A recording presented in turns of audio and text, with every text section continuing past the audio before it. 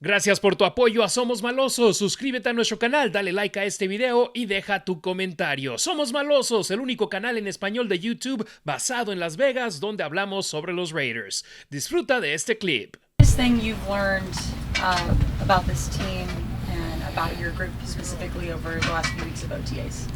Just the biggest thing about the team is basically, man, it's a lot of coaching.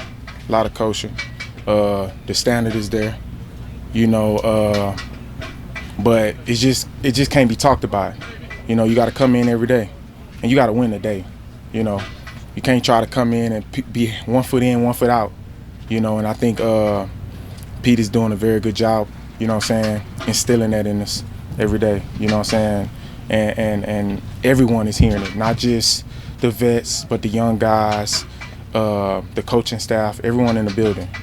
We take it one day at a time, and it's just like a football game, man. You gotta take it one play at a time, or you get to be looking too far ahead or worried about the last play, and you can't focus on what's in front of you. And that's what we try to do every day we come in the building. You talk about there being a lot of culture here. What do you believe you are trying to add to this culture? You or Devin or any of the new guys coming in, what do you think is your job to add? Man, I'm just trying to do my job. When I look at myself in the mirror, man, I definitely see a leader. I definitely see a person. I'm real hard on myself, and I think that adds value to the younger guys and even myself, because if I'm always thinking about being an example and not being the person that you're looking at and using for example, I'ma always be where I need to be and stuff like that. And man, these young ones, these young guys really push me. They really push me, especially at the where I'm at in my career, and I enjoy it, man. And I definitely enjoy the vets. Devin has been a joy. Every day. We're competing. We're trying to get each other better.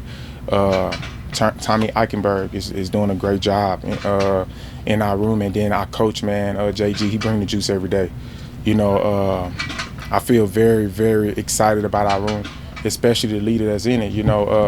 Even though players win games, coaches put you in position to do what you need to do, and I feel like JG is doing a tremendous job in our room, especially with it still being a younger group.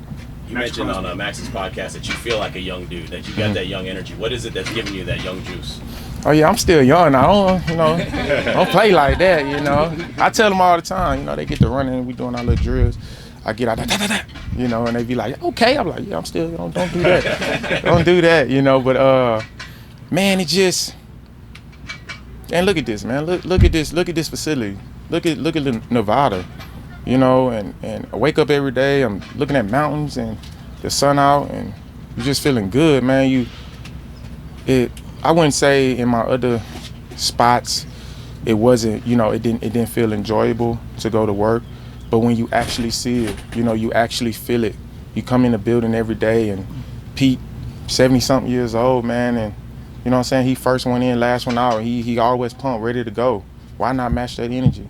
Who am I to say, man, I'm tired? Pete 70-something. Come on, man. And he bring the juice every day, and it's kind of like, okay. And it just, you ever, at your desk and you just feel energy and you just look back trying to figure out who that was. You can feel that shit. And it's a great feeling.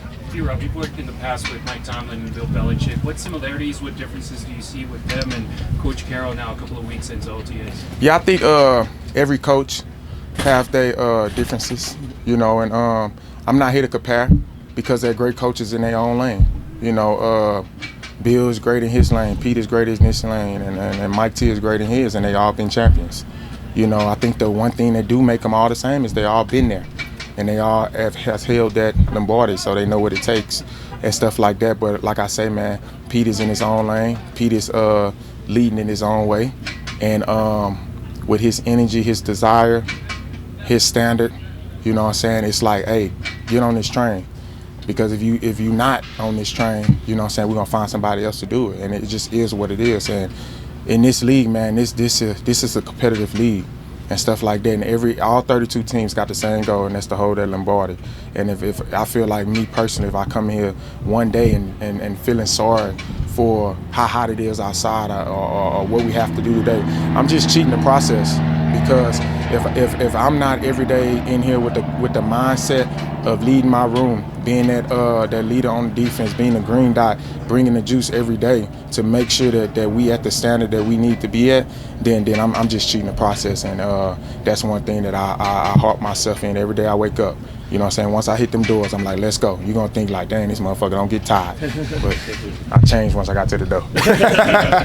Patrick was just saying that even though he hadn't coached you before, that it seems like you're on the same wavelength. Yeah. You kind of know what each other's thinking without talking. What ways have you seen that come across? It's kind of crazy. It's like growing up in the same household, but in a different generation.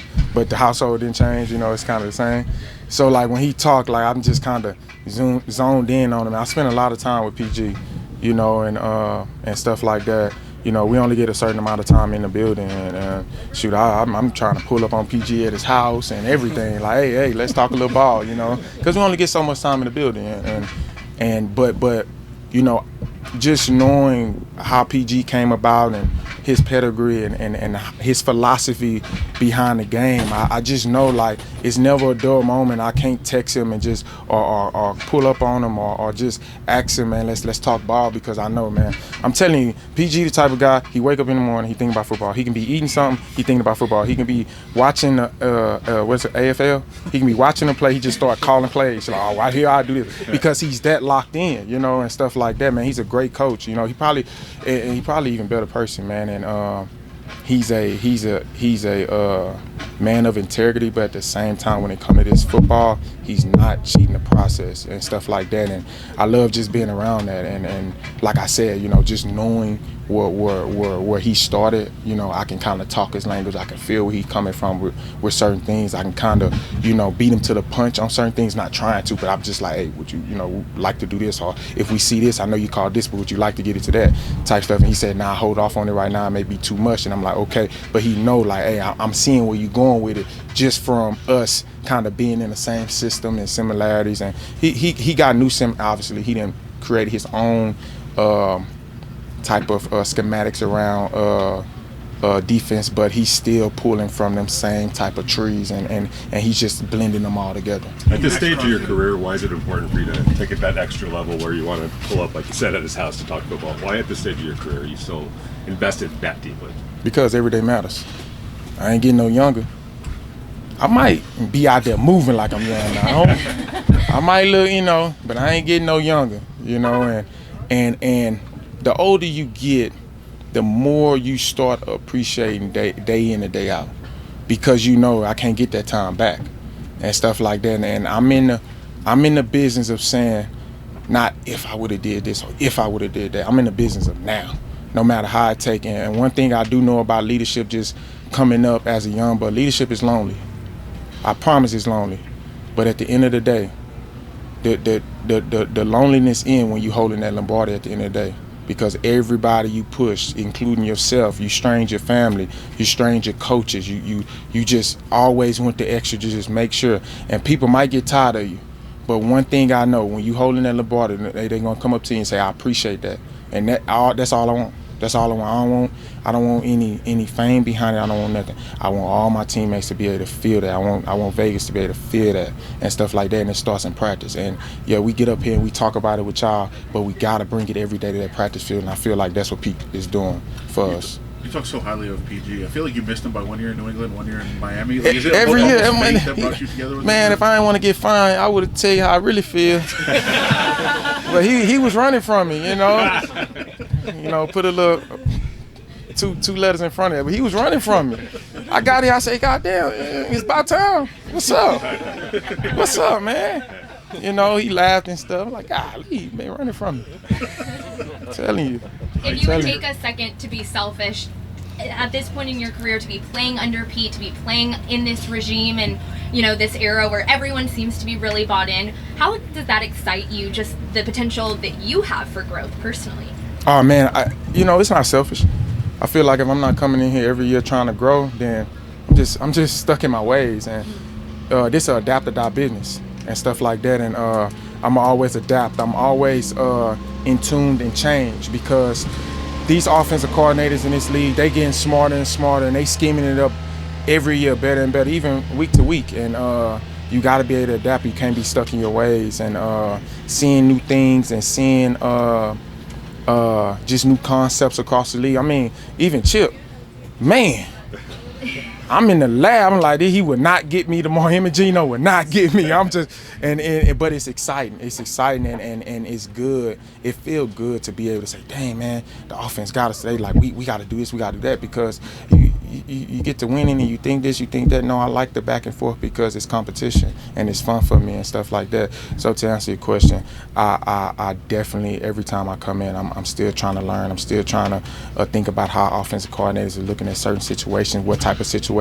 they're trying to put us in and stuff like that, because it don't just make me a better football player, it's making me a better communicator to be able to communicate to my defense about the situations that we might get put in, so that, yeah, it's not me making a play, but Lonnie might be able to jump a route, or Chin might be able to jump a route, or Max, you know, he may just not even, without getting a sack, I'm like, hey, quick game, he got to get his hand up, bat the ball down. So we all went in it down just off communication. It might not be me making the play, but it's the Raiders getting off the field, so we can give our offense another opportunity to get on the field.